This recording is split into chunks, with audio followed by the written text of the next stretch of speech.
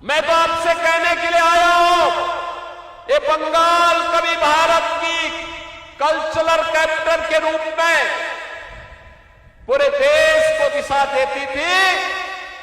पहले कांग्रेस ने, फिर कम्युनिस्टों ने और 15 वर्षों से टीएमसी ने पहचान का संकट खड़ा किया है। अब एक कल्चरल कैपिटल नहीं, अब तो इन्होंने इसको क्राइम कैपिटल बना करके आपके सामने पहचान का संकट खड़ा किया है। याद करिए, बंगाल आजादी के बाद विकास के पथ पर आगे चल रहा था, देश की अर्थव्यवस्था का ग्रोथ इंजन था। उस समय बंगाल भारत की आवश्यकताओं की पूर्ति करता था, उद्योग धंधे थे। एक इकोनॉमिक लीडर के रूप में बंगाल की तूती बोलती थी। नौजवानों के लिए नौकरी भी थी तो रोजगार भी था। अन्नदाता किसान प्रसन्न था। मछली उत्पादन तेजी के साथ बढ़ रहा था। चावल का उत्पादन भी बंगाल के अंदर तेजी के साथ बढ़ रहा था। लेकिन पहले कांग्रेस ने, फिर वामपंथ ने और 15 वर्षों में टीएमसी ने इसको भ्रष्टाचार का, भय का, अराजकता का एक केंद्र बना करके आज चावल का उत्पादन घट रहा है। मछली उत्पादन का काम कम हुआ है। यहां के संसाधनों पर माफिया हावी हो रहे हैं। नौजवान के लिए नौकरी और रोजगार गायब। किसान प्लान करने के लिए मजबूर है क्योंकि उसको उसकी उपज का दाम नहीं मिल पाता है।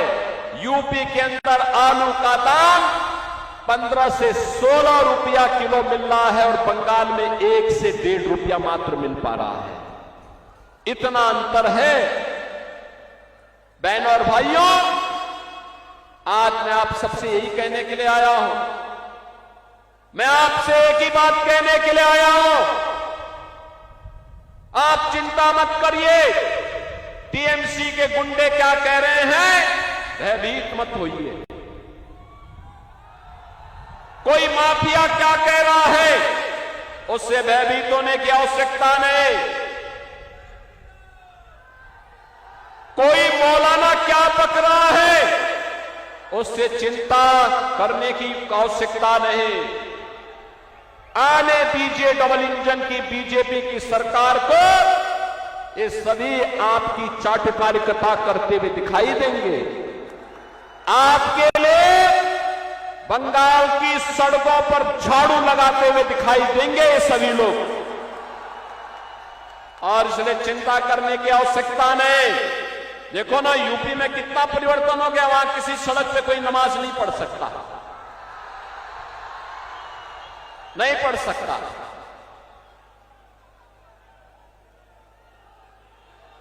वहां पर्व और त्योहार शांतिपूर्ण तरीके से मनाए जाते हैं। कोई अराजकता नहीं, कोई गुंडागर्दी नहीं। हर बेटी और बहन को सुरक्षा की गारंटी है।